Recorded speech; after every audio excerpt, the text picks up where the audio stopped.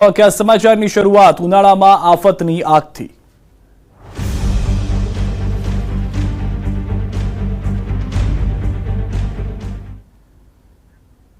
વડોદરાના વાઘોડિયા ચોકડી પાસે સ્ક્રેપના ગોડાઉનમાં આગ લાગી છે। દૂર દૂર સુધી આગના ગોટે ગોટા જોવા મળ્યા છે। ફાયર બ્રિગેડની 20 કાર આગને કાબૂમાં લેવામાં લાગી ગઈ છે। પાનીગેટ ફાયર સ્ટેશન અને વાડી ફાયર સ્ટેશનની ટીમો દ્વારા આગ પર કાબુ મેળવવાના પ્રયાસ થઈ રહ્યા છે। હાલમાં કોઈ પણ પ્રકારની જાનહાનિના સમાચાર નથી, પરંતુ આગ જે છે તે ભયંકર જોવા મળી રહી છે। દ્રશ્યોમાં પણ આપ જે રીતે જોઈ રહ્યા છો કે ફાયરની ટીમ આગ પર કાબુ મેળવવાના પ્રયાસ ચોક્કસથી કરી રહી છે, પરંતુ વડોદરાની અંદર આ જે ધુમાડો છે તે અનેક વિસ્તારોની અંદર જઈ રહ્યો છે। લોકોને શ્વાસોશ્વાસમાં તકલીફ થવાની પણ શરૂઆત થઈ છે, કારણ કે ભારે આગ લાગી છે, ભીષણ આગ છે। 20 જેટલી ફાયર ફાઇટર ઘટના સ્થળે હોવાથી સ્વાભાવિક રીતે મેજર કોલ આને માનવામાં આવે। આગને કાબૂમાં લેવા માટેના પ્રયાસો કરવામાં આવી રહ્યા છે, પરંતુ 5 થી 7 કિલોમીટર દૂરથી પણ આ દ્રશ્યો આપ જુઓ તો આખે આખા કાળે કાળા વાદળોના જોવા મળી રહ્યા છે ઝુંડ। ધુમાડો એટલો થઈ ગયો છે કે 10 કિલોમીટર દૂરથી પણ આ ધુમાડાના વાદળો છવાયેલા જોવા મળી રહ્યા છે। જે જાણકારી છે તે પ્રમાણે આ સ્ક્રેપનું ગોડાઉન છે, પરંતુ આસપાસમાં પણ કેટલીક સ્થાનિક વસ્તી અને નાના મોટા કારોબાર ચાલી રહ્યા છે, જેને પણ આગ ઝપેટમાં ન લે તે માટેના પ્રયાસ કરવામાં આવી રહ્યા છે। દ્રશ્યોથી સ્પષ્ટ થઈ રહ્યું છે કે આગ એટલી ભયંકર છે કે જે પણ વસ્તુ તેની નજીક આવે છે, જે પણ વસ્તુ ત્યાં આગળ પડી છે તેને તે ભસ્મીભૂત કરી દે છે। અને આ દ્રશ્યોથી સ્પષ્ટ થઈ રહ્યું છે કે ભારે આગને કારણે હજી પણ ભારે જહેમત કરવી પડી શકે તેમ છે। વધુ માહિતી ન્યૂઝ 18 સંવાદદાતા હાર્દિક પાસેથી મેળવીશું। હાર્દિક, શું પરિસ્થિતિ છે આગને લઈને? કેવી રીતે આગ લાગી? શું હાલમાં જાણકારી? બિલકુલ સિદ્ધાર્થ, જો વાત કરીએ તો ઉનાળાની શરૂઆત થતાની સાથે વડોદરા શહેરમાં જે આગના બનાવો છે તેમાં સતત વધારો થઈ રહ્યો છે। આ આગ જે છે તે સવારે લાગી હતી વાઘોડિયા ચોકડી પાસે એક સ્ક્રેપનું ગોડાઉન આવેલું છે। ત્યાં અચાનક આગ લાગી અને જોતજોતામાં આગે વિકરાળ સ્વરૂપ ધારણ કર્યું। એના કારણે ફાયર બ્રિગેડે મેજર કોલ જાહેર કરવો પડ્યો હતો અને લગભગ 20 થી વધુ જે ફાયરની ગાડી જે છે સ્થળ પર પહોંચી હતી। પાણીગેટ ફાયર સ્ટેશન, વાડી ફાયર સ્ટેશનની ટીમો જે છે ત્યાં પહોંચી હતી। સતત આગ પર કાબુ મેળવવાના પ્રયત્નો કર્યા। લગભગ 4 થી 5 કલાકની ભારે જહેમત બાદ આખરે આગ ઉપર કાબુ જે છે તે મેળવી લેવામાં આવ્યો છે। સદનસીબે આખી જે ઘટના બની તેમાં જાનહાનિના કોઈ સમાચાર નથી, પરંતુ આજે આગ લાગી હતી તેને ચોક્કસથી ફાયર બ્રિગેડને અને સ્થાનિક તંત્રને દોડતું કરી દીધું હતું। હાર્દિક, જે પરિસ્થિતિ છે, દૂર દૂર સુધી ધુમાડા જોવા મળી રહ્યા છે, વડોદરામાં ક્યાં ક્યાં અસર થઈ હશે? બિલકુલ, જો આ વાત કરીએ તો જે જગ્યા પર આગ લાગી હતી તે આસપાસ ખુલ્લી જગ્યા છે અને આ સ્ક્રેપનું ગોડાઉન છે। એટલે સ્ક્રેપના ગોડાઉનમાં જુદું જુદું ભંગાર જે છે પડેલું હોય છે। પ્લાસ્ટિકનું મટીરિયલ પણ કેટલું પડેલું હતું, એના કારણે આ જે ધુમાડા છે તેના ગોટે ગોટા જોવા મળ્યા હતા, પરંતુ આસપાસના જે ગ્રામ્ય વિસ્તાર છે ત્યાં કોઈ પણ જાતની આની અસર જે છે તે જોવા નથી મળી। સિદ્ધાર્થ, આભાર સમગ્ર માહિતી બદલ। તો ધુમાડો જે છે તે દૂર સુધી ગયો છે। આગને કાબુ માટે 20 ફાયર બ્રિગેડની ટીમ ઘટના સ્થળે અને સ્ક્રેપની અંદર આગ લાગી હોવાથી અફરાતફરી વધી ગઈ હતી।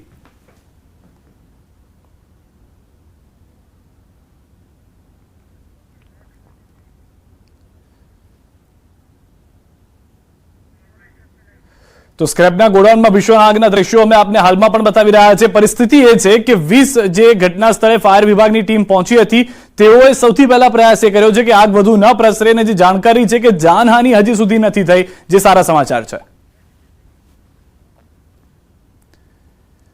અમદાવાદથી સમાચાર। વસ્ત્રાલ તોફાનીઓના આતંકનો મામલો, 13 આરોપીઓને કોર્ટમાં રજૂ કરાયા છે। રામોલ પોલીસે વધુ 2 આરોપીની કરી છે ધરપકડ। તો અત્યાર સુધીમાં 13 આરોપીઓને કોર્ટમાં રજૂ કરવામાં આવ્યા છે। આ આતંક મચાવનાર અસામાજિક તત્વોની શું પરિસ્થિતિ થઈ તે સમગ્ર અમદાવાદ અને ગુજરાતે પણ જોઈ અને દેશમાં પણ તેની નોંધ લેવામાં આવી છે। હજુ જે 2 આરોપીઓ ફરાર હતા તેઓની પણ ધરપકડ કરી લેવામાં આવી છે। ઘટના સ્થળ ઉપર જઈને રિકન્સ્ટ્રક્શનની જે આખી ઘટના હતી જેમાં પણ લોકોએ જય શ્રી રામના નારા લગાવ્યા હતા। આ તોફાની તત્વોને કાબૂમાં લેવા માટે આ પહેલા પણ અનેક ઝુંબેશ કરવામાં આવી, પરંતુ હવે જે રીતે કામગીરી કરવામાં આવી રહી છે એ સ્પષ્ટ થઈ રહી છે। દ્રશ્યો એક્સક્લુઝિવ જોઈ રહ્યા છો ન્યૂઝ 18 ગુજરાતી પર આપ। હાલમાં આરોપીઓને કોર્ટમાં રજૂ કરવામાં આવી રહ્યા છે। વસ્ત્રાલના તોફાનીઓના આતંકના મામલે 13 આરોપીઓને કોર્ટમાં રજૂ કરવામાં આવ્યા છે। રામોલ પોલીસે વધુ 2 આરોપીઓની ધરપકડ કરી લીધી છે। મહત્વની વાત એ છે કે કેટલાક આરોપીઓના પરિવારજનો હાઈકોર્ટ પણ પહોંચ્યા હતા। ત્યાં આગળ હાઈકોર્ટે પણ તેઓને તતરાવ્યા છે કે જો ખોટી અરજી લાગી, ખોટી પિટિશન હશે તો હાઈકોર્ટ તમને દંડ મોટો ફટકારશે। અને સાથે જ જે પરિસ્થિતિ હાલમાં જોવા મળી રહી છે કે આખું અમદાવાદ પોલીસના સમર્થનમાં છે, જે રીતે અસામાજિક તત્વોએ આતંક ફેલાવ્યો હતો। વધુ માહિતી ન્યૂઝ 18 સંવાદદાતા વિભુ પાસેથી મેળવીશું। જી વિભુ। જી સિદ્ધાર્થ, જે વસ્ત્રાલમાં જે અસામાજિક તત્વો દ્વારા આતંક મચાવવામાં આવ્યો હતો તે આરોપીને જે પકડી લેવામાં આવ્યા હતા, 4 દિવસના રિમાન્ડ માંગવામાં આવ્યા હતા. જો કે તમામ આરોપી છે કે જેના રિમાન્ડ આજે કોર્ટમાં છે તે રજૂ કરવામાં આવ્યા છે. સુરક્ષા સાથે કોર્ટમાં 13 આરોપીને છે લાવવામાં આવ્યા છે અને કોર્ટની પરિષદમાં લાવવાની સાથે જ જે અહીં પણ લોકો હતા તે ગુજરાત પોલીસ જિંદાબાદના નારા લગાવ્યા છે, કારણ કે જે રીતે પોલીસે કામગીરી કરી છે તેની પણ પ્રશંસા કરી રહ્યા છે. અસામાજિક તત્વોનો ત્રાસ વધી રહ્યો છે ત્યારે આ જે આરોપીઓ છે તેને રજૂ કર્યા છે અને હજુ પણ વધુ રિમાન્ડ માંગે તેવી શક્યતાઓ છે. વિભુ, સ્વાભાવિક રીતે અમદાવાદ પોલીસે જે કામગીરી કરી તેને લઈને લોકોએ આજે જિંદાબાદના નારા લગાવ્યા છે. અત્યાર સુધી તો અમદાવાદ પોલીસ ખુદ કટકરામાં હતી, પરંતુ આ કાર્યવાહી સારી થઈ, લોકો સામે દાખલો બેસાડવામાં આવ્યો, ખાસ કરીને અસામાજિક તત્વો સાથે, જેના કારણે જનતા આજે અમદાવાદ પોલીસ સાથે ઊભી છે. બિલકુલ, કારણ કે સિદ્ધાર્થ, જે રીતે અસામાજિક તત્વોનો ત્રાસ હતો, જાહેર માર્ગો પર જે અસામાજિક તત્વોએ ત્રાસ મચાવ્યો હતો, ત્યારબાદ જે પોલીસે કાર્યવાહી કરી છે તેની પ્રશંસા પણ લોકો કરી રહ્યા છે, કારણ કે એક દાખલો બેસશે. જો કે જે રીતે આરોપી ઉપર કાર્યવાહી કરવામાં આવી છે તેને લઈને જ લોકો પણ ખુશ છે કે જે પોલીસે કામગીરી સારી કરી રહી છે અને જે એટલા માટે જ અત્યારે જ્યારે પોલીસ આરોપીને જ્યારે કોર્ટમાં લઈ આવ્યા છે ત્યારે ગુજરાત પોલીસ જિંદાબાદના નારા લગાવ્યા હતા. સૌથી વધારે વિભુ મહત્વની વાત છે કે જે હરકત કરવામાં આવી, જે કૃત્ય કરવામાં આવ્યું, લોકોને એમ હતું કે અમદાવાદ પોતાના પિતાશ્રીની જાગીર છે અને તેઓ કંઈ પણ કરી શકે છે, પરંતુ અમદાવાદ પોલીસે આ વખતે સ્પષ્ટ કરી દીધું છે કે કોઈના બાપની જાગીર નથી. ગૃહમંત્રી હર્ષ સંઘવીનું એ નિવેદન કાયદામાં રહેશો તો ફાયદામાં રહેશો એ સાબિત કરી દીધું છે. બિલકુલ કાર્યવાહી કરવામાં આવી છે. કોઈ પણ ગુનો કરે છે ત્યારે ગૃહમંત્રીએ પણ કહ્યું છે કે કાયદામાં રહેશો તો જ ફાયદામાં રહેશો, બાકી જે રીતે કાર્યવાહી કરવામાં આવી રહી છે, એક દાખલો પણ બેસાડવામાં આવ્યો છે. સારા જાહેર પોલીસે પણ સરભરા છે તે આરોપીઓની કરી છે અને અત્યારે જે રીતે કામગીરી થઈ રહી છે, એક દાખલો બેસાડશે કે અસામાજિક તત્વો જે રીતે બેફામ બની રહ્યા છે તેના ઉપર પણ કંટ્રોલ લાવશે અને પોલીસ હવે સખ્તમાં સખ્ત કાર્યવાહી કરશે, કોઈને પણ નહીં છોડે. અહીંયા એએમસી ની પણ મહત્વની ભૂમિકા વિભુ, કારણ કે જે પણ મકાનો હતા કે જ્યાં આગળ ખોટી રીતે બાંધવામાં આવ્યા હતા, ખોટી રીતે તેનું દબાણ કરવામાં આવ્યું હતું, તે પણ તોડી પાડવામાં આવે, જેથી અન્ય આવા જે લોકો છે, કારણ કે 100 કલાકનું અલ્ટિમેટમ 1100 લોકોની લિસ્ટ તૈયાર થઈ છે, જેનો પાયો નખાવાની શરૂઆત થઈ ગઈ છે. સિદ્ધાર્થ, જે રીતે આવ્યા છે ત્યારબાદ આરોપીઓ જે ગુનાહિત પ્રવૃત્તિ ધરાવે છે તેના ઉપર પણ કાર્યવાહી કરવામાં આવી રહી છે. સાથે અમદાવાદ મ્યુનિસિપલ કોર્પોરેશનના એસ્ટેટ વિભાગ દ્વારા પણ કાર્યવાહી કરવામાં આવી છે કે જે રીતે અસામાજિક તત્વોનો ત્રાસ વધતો જાય છે, આતંક વધતો જાય છે, તેના કારણે પણ તેઓ દબાણ છે તે બીજાને દબાવીને પણ કરી લેતા હોય છે, ત્યાં ઘર બાંધકામ કરી દેતા હોય છે, તે બાંધકામ પણ તોડી પાડવામાં આવ્યું છે. એટલે જ કહી શકાય કે જે રીતે કાર્યવાહી થઈ રહી છે અને તેની પ્રશંસા કરી રહ્યા છે. આભાર વિભુ સમગ્ર માહિતી બદલ. તો હાલમાં કોર્ટમાં રજૂ કરવામાં આવે છે આરોપીઓને, વધુ 2 આરોપીઓની ધરપકડ અમદાવાદ પોલીસે કરી લીધી છે. અમદાવાદ પોલીસ જિંદાબાદના નારા ત્યાંના લોકો, જે સ્થાનિકો હતા તેઓએ લગાવ્યા છે, જે આસપાસમાં લોકો ઉપસ્થિત હતા તેઓએ નારા લગાવ્યા છે. અમદાવાદ પોલીસનો જયકારો થઈ રહ્યો છે જે કાર્યવાહી કરવામાં આવી છે તેને લઈને.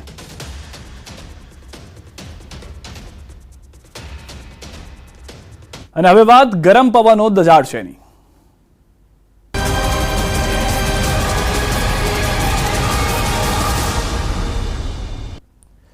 દરિયાકાંઠા વિસ્તારના લોકો સાવચેત રહેજો, કુલર એસીની સર્વિસ કરાવી દેજો, કારણ કે દરિયાકાંઠા વિસ્તારમાં ગરમ પવન દજાડશે. તાપમાનને લઈને હવામાન વિભાગની આગાહી છે.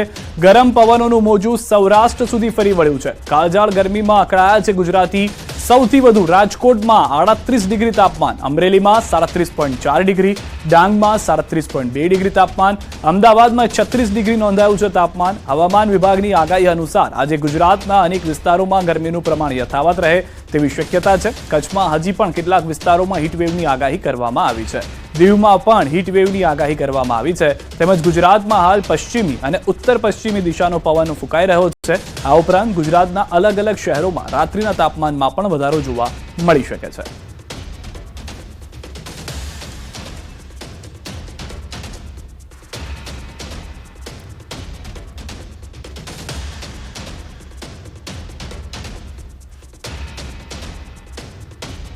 અને હવે વાત લીંબુની ખટાશની.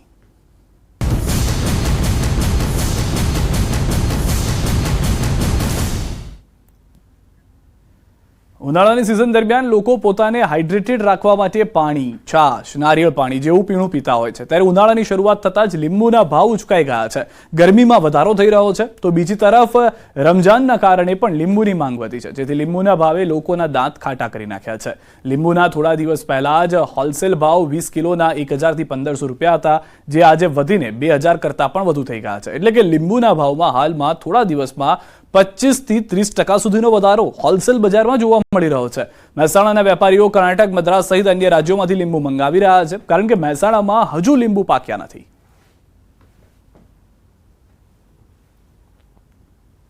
લીંબુની આવકો અત્યારે લિમિટેડ હોય છે, જેના કારણે અને રમજાન મહિનાના કારણે લીંબુના ભાવમાં થોડો વધારો દેખાવા લાગ્યો છે. પહેલા લીંબુના ભાવ 1500 થી લઈને 2000 સુધી હતા, જે અત્યારે 2000 ની ઉપર ભાવ થોડાક દેખાય છે.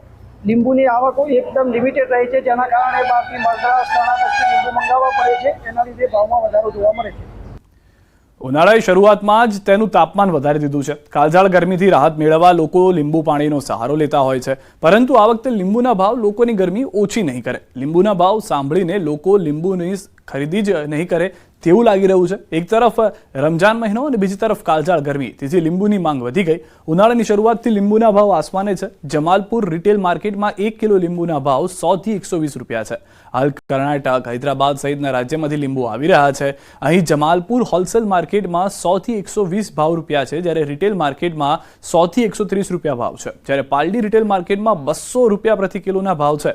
આવનાર સમયમાં તો હજુ ભાવ વધારો થશે તો ગૃહિણીનું બજેટ ખોરવાઈ જશે એ નક્કી છે. લીંબુના ભાવમાં ભાવ વધારો જે રમજાન મહિનાથી શરૂ થયો છે તે જ ભાવ છે, એનાથી આગળ કોઈ બજાર છે નહીં. અત્યારે લીંબુના ભાવમાં 100 થી 120 રૂપિયાનું રનિંગ બજાર છે. એક મહિનાથી સલંગ આ જ બજાર છે. જ્યારે ચાઇનામાં એટલે મીન્સ કોલ્ડ સ્ટોરેજના લીંબુમાં 70 થી 80 રૂપિયા અને સારો માલ 80 થી 90 રૂપિયા. સસ્તા થયા નહીં આ વખતે. 30, 40 ના 250. હા, પણ લીંબુ માંગે છે બધા. બસ લીંબુ પાણી આપી દો બધા, કોઈ બીજું નથી. આ તરબૂચ પાણી અને લીંબુ પાણી બસ. લીંબુના ભાવે લોકોના દાંત ખાટા કર્યા. એક તરફ ઉનાળો માથે ચડ્યો તો બીજી તરફ લીંબુના ભાવ પણ જાણે માથે ચડી ગયા હોય તેવું દેખાઈ રહ્યું છે. લીંબુનો પ્રતિ કિલોનો ભાવ ₹200 ને પાર જતો રહ્યો છે. હજી ગરમી વચ્ચે તેમ લીંબુના ભાવ પણ વધારે જોવા મળશે. લીંબુ ગૃહિણીઓનું બજેટ ખોરવી નાખી રહ્યું છે. ભાવની વાત કરીએ તો ભાવનગરની બજારની અંદર પણ લીંબુના ગુણવત્તા મુજબ 1 કિલોના ભાવ 160 રૂપિયાથી લઈને 200 રૂપિયા સુધી છે. એક મહિના પહેલા લીંબુનો ભાવ 50 રૂપિયા હતો, જે હવે 200 રૂપિયા થઈ ગયો છે. એટલે કે એક મહિનામાં લીંબુનો ભાવ 4 ગણો વધ્યો છે. માર્કેટિંગ યાર્ડની અંદર જે ખેત પેદાશો આવતી હોય છે તેમાં ખેડૂતોને દર વર્ષે એકાદ જણ એવી હોય છે કે જેની અંદર એને પોષણક્ષમ ભાવ મળતા હોય છે અને એની સામેના એના કારણો હોય છે. ખેડૂતોને પણ ઉત્પાદન ખર્ચ છે એ વધતો હોય છે. સામે આ વર્ષે જે ઉત્પાદન અત્યારે હોવું જોઈએ એની કરતાં ખૂબ ઓછું છે અને સ્વાભાવિક છે કે માંગ અને પુરવઠાના નિયમ મુજબ જ્યારે ઉત્પાદન ઓછું હોય, માર્કેટની અંદર માલ ઓછો આવતો હોય તો સ્વાભાવિક છે એમના ભાવ સારા એવા મળતા હોય. પરંતુ આ લાભ એક લિમિટેડ ખેડૂતો જેની પાસે અત્યારે માલ છે એને જ મળતો હોય છે. ખેડૂતોનું કહેવું છે કે લીંબુની માંગમાં વધારો છે તો તેની સામે તેનું ઉત્પાદન ઓછું છે. અહીં માંગ અને પુરવઠાનો નિયમ લાગુ પડી રહ્યો છે, એટલે કે લીંબુની માંગ વધારે પરંતુ તેનું ઉત્પાદન ઓછું. બજારમાં લીંબુની આવક ઓછી થઈ છે, જેની સામે માંગમાં વધારો થયો. ભાવનગર જિલ્લામાં પિયતનો અભાવ અને વિષમ વાતાવરણને પગલે લીંબુની ખેતીમાં ઘટાડો થયો. ઉપરાંત બાગાયત ખેતીમાં લીંબુની ખેતીને જરૂરી પ્રમાણમાં પ્રોત્સાહન ન મળતું હોવાની ફરિયાદ ખેડૂતો કરી રહ્યા છે. ત્યારે લીંબુના ભાવ જોવા જઈએ તો વધારે છે, પણ આમાં અર્થશાસ્ત્રનો સીધો નિયમ લાગુ પડે છે, માંગ અને પુરવઠો.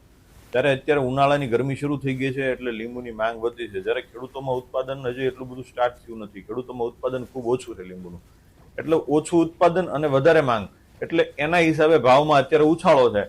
આ તેજી જો આ વધારે પડતા ભાવ જોવા જઈએ તો એમાં ખેડૂતોને કોઈ સીધો ફાયદો થતો નથી, કેમ કે ભાવ વધારે છે પણ ઉત્પાદન ઓછું છે. એટલે ખેડૂતોને તો હજી જે એવરેજ પડે છે એ જ પડે છે. પહેલા એટલી ખપત નહોતી એટલે ભાવ તમને 60 થી 80 રૂપિયા જોવા મળતો, જે હાલની પરિસ્થિતિ પ્રમાણે 100 થી 130-135 રૂપિયા જોવા મળે. કારણ શું હોય છે? અત્યારે ઉનાળાની સિઝન છે, ડિમાન્ડ વધે છે, સામે માલ ઓછો આવે છે અત્યારે પીઠમાં, એના હિસાબે ભાવનો વધારો જોવા મળે. સીધાજી લોકસભા જ્યાં પ્રધાનમંત્રી નરેન્દ્ર મોદી સંબોધન કરવા જઈ રહ્યા છે. सबका प्रयास का यही साक्षात स्वरूप है. ये जनता जनार्दन के संकल्पों के लिए, जनता जनार्दन की श्रद्धा से प्रेरित महाकुंभ था। आदरणीय अध्यक्ष जी, महाकुंभ में हमने हमारी राष्ट्रीय चेतना के जागरण के विराट दर्शन किए हैं। ये जो राष्ट्रीय चेतना है, ये जो राष्ट्र को नए संकल्पों की तरफ ले जाती है, ये नए संकल्पों की सिद्धि के लिए प्रेरित करती है। महाकुंभ ने उन शंकाओं आशंकाओं को भी उचित जवाब दिया है जो हमारे सामर्थ्य को लेकर कुछ लोगों के मन में रहती है। अध्यक्ष जी, पिछले वर्ष अयोध्या के राम मंदिर प्राण प्रतिष्ठा समारोह में हम सभी ने ये महसूस किया था कि कैसे देश अगले 1000 वर्षों के लिए तैयार हो रहा है। इसके ठीक 1 साल बाद महाकुंभ के इस आयोजन ने हम सभी के इस विचार को और दृढ़ किया है। देश की ये सामूहिक चेतना देश का सामर्थ्य बताती है। किसी भी राष्ट्र के जीवन में, मानव जीवन के इतिहास में भी अनेक ऐसे मोड़ आते हैं जो सदियों के लिए, आने वाली पीढ़ियों के लिए उदाहरण बन जाते हैं।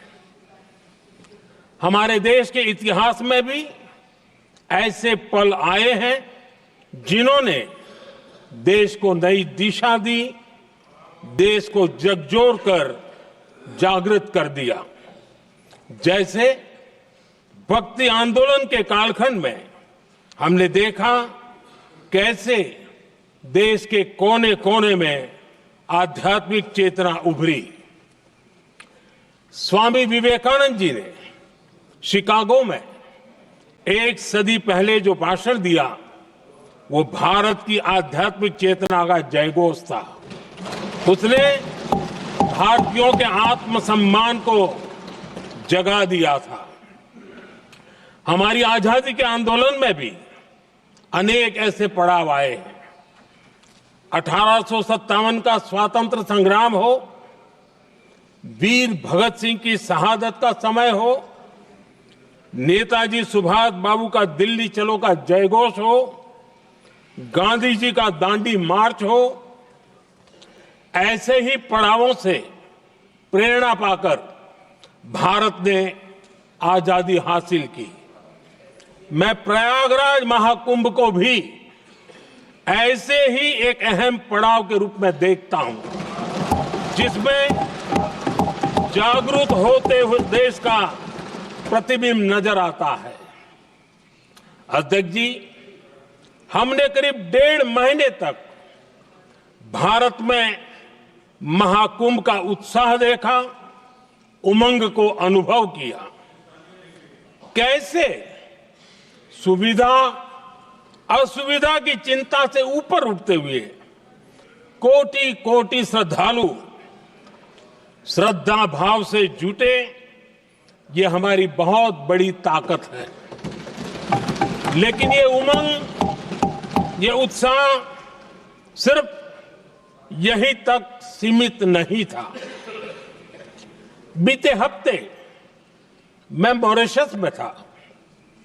मैं त्रिवेणी से, प्रयागराज से महाकुंभ के समय का पावन जल लेकर गया था। जब उस पवित्र जल को मॉरिशस के गंगा तालाब में अर्पित किया गया, तो वहां जो श्रद्धा का, आस्था का, उत्सव का माहौल था, वो देखते ही बनता था। ये दिखाता है कि आज हमारी परंपरा, हमारी संस्कृति, हमारे संस्कारों को आत्मसात करने की, उन्हें सेलिब्रेट करने की भावना कितनी प्रबल हो रही है। अध्यक्ष जी, मैं ये भी देख रहा हूं कि पीढ़ी दर पीढ़ी हमारे संस्कारों के आगे बढ़ने का जो क्रम है वो भी कितनी सहजता से आगे बढ़ रहा है। आप देखिए, जो हमारी मॉडर्न युवा पीढ़ी है ये कितने श्रद्धा भाव से महाकुंभ से जुड़े रहे, दूसरे उत्सवों से जुड़े रहे हैं। आज भारत का युवा अपनी परंपरा, अपनी आस्था, अपनी श्रद्धा को गर्व के साथ अपना रहा है। अध्यक्ष जी, जब एक समाज की भावनाओं में अपनी विरासत पर गर्व का भाव बढ़ता है तो हम ऐसी ही भव्य प्रेरक तस्वीरें देखते हैं जो हमने महाकुंभ के दौरान देखी। इससे आपसी भाईचारा बढ़ता है और ये आत्मविश्वास बढ़ता है कि एक देश के रूप में हम बड़े लक्ष्यों को प्राप्त कर सकते हैं। अपनी परंपराओं से, अपनी आस्था से, अपनी विरासत से जुड़ने की ये भावना आज के भारत की बहुत बड़ी पूंजी है। अध्यक्ष जी, महाकुंभ से अनेक अमृत निकले हैं। एकता का अमृत इसका बहुत पवित्र प्रसाद है। महाकुंभ ऐसा आयोजन रहा जिसमें देश के हर क्षेत्र से, हर एक कोने से आए लोग एक हो गए। लोग अहम त्याग कर वयम के भाव से, मैं नहीं हम की भावना से प्रयागराज में जुटे। अलग अलग राज्यों से लोग आकर पवित्र त्रिवेणी का हिस्सा बने। जब अलग अलग क्षेत्रों से आए करोड़ों करोड़ों लोग राष्ट्रीयता के भाव को मजबूती देते हैं तो देश की एकता बढ़ती है। जब अलग अलग भाषा बोलियां बोलने वाले लोग संगम तट पर हर हर गंगे का उद्घोष करते हैं तो एक भारत श्रेष्ठ भारत की झलक दिखती है, एकता की भावना बढ़ती है। महाकुंभ में हमने देखा है कि वहां छोटे बड़े का कोई भेद नहीं था। ये भारत का बहुत बड़ा सामर्थ्य है। ये दिखाता है कि एकता का अद्भुत तत्व हमारे भीतर रचा बसा हुआ है। हमारी एकता का सामर्थ्य इतना है कि वो भेदने के सारे प्रयासों को भी भेद देता है। एकता की यही भावना भारतीयों का बहुत बड़ा सौभाग्य है।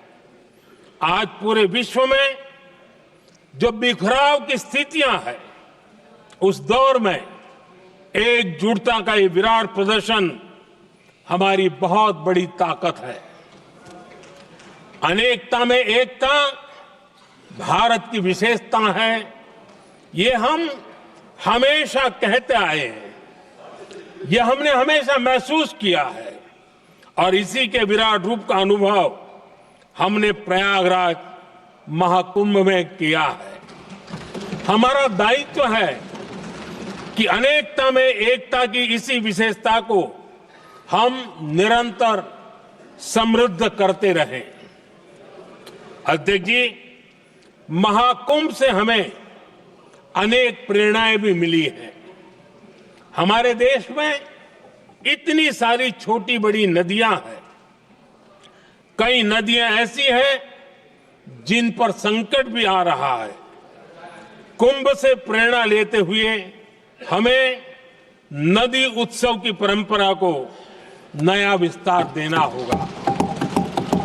इस बारे में हमें जरूर सोचना चाहिए। इससे वर्तमान पीढ़ी को पानी का महत्व समझ आएगा, नदियों की साफ सफाई को बल मिलेगा, नदियों की रक्षा होगी। अध्यक्ष जी, मुझे विश्वास है कि महाकुंभ से निकला अमृत हमारे संकल्पों की सिद्धि का बहुत ही मजबूत माध्यम बनेगा। मैं एक बार फिर महाकुंभ के आयोजन से जुड़े प्रत्येक व्यक्ति की सराहना करता हूं, देश के सभी श्रद्धालुओं को नमन करता हूं, सदन की तरफ से अपनी शुभकामनाएं देता हूं।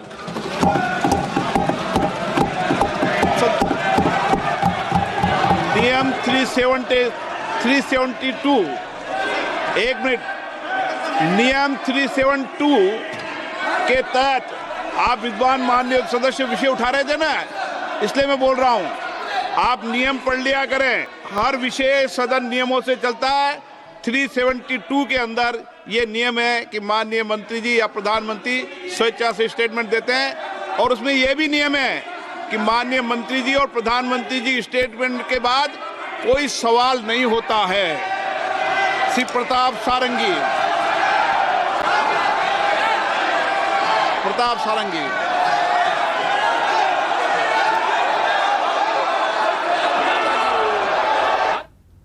હાલ રોકાઈશું એક વિરામ માટે. આપ જોડાયા રહો Gujarati number 1 news channel news 18 Gujarati સાથે.